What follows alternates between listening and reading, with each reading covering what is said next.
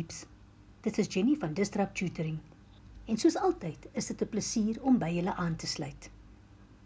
Vandag gaan ons verder met woordorde, maar hierdie keer gaan ons praat van verbinding van sinne.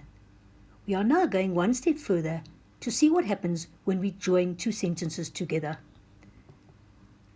Die woordorde voor die voegwoord, the word order in front of the conjunction which joins the sentences, verander nie, does not change. Die werkwoord by tweede in die sin, the verb stays second in the sentence. Dit is die woordorde na die voegwoord wat kan verander. It's the word order after the conjunction that can change. Daar is 3 groepe van voegwoorde. Groep 1, groep 2, groep 3. There are 3 groups of conjunctions, group 1, group 2, group 3. And depending on which group the conjunction belongs to, that is how the word order would change. Kom ons begin nou met sin nommer 1. Die instruksie sê, verbind die volgende sinne en begin soos aangedui. Ons sien, my sin sê, die leerder het hoë punte in die toets behaal, hy het sy werk deeglik hersien. OK. In die eerste sin, my werkwoord is het behaal. In die tweede sin, my werkwoord is het hersien. Word order that we learned before, one verb comes second, the other one goes to the end. Maar nou gaan ons die 2 sinne verbind met want. We are now going to join the 2 sentences with the conjunction want. Want behoort aan groep 1. Want belongs to the group 1 conjunction. En by voegwoorde van groep 1 is daar geen verandering in woordorde nie.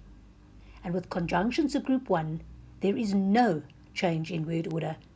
In other words, the verb stays second in the sentence.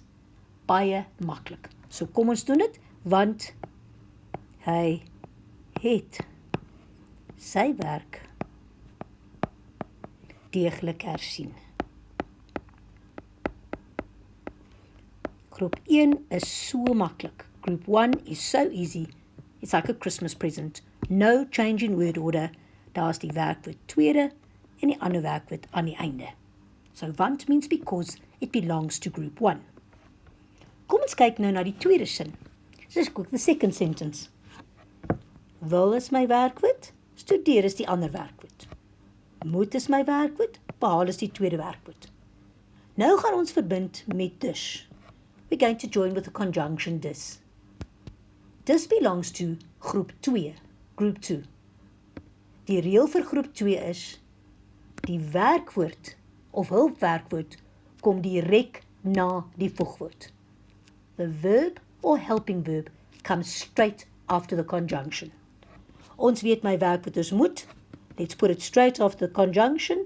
Dus moet ek toppunte behaal.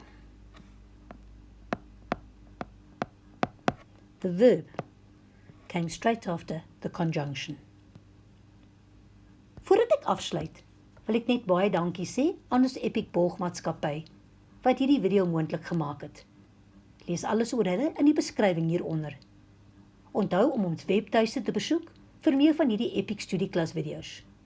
As jy nie die antwoord op jou vraag kan vind nie, stuur vir ons die vraag en ons sal antwoord met 'n persoonlike video net vir jou. Tot volgende keer, bly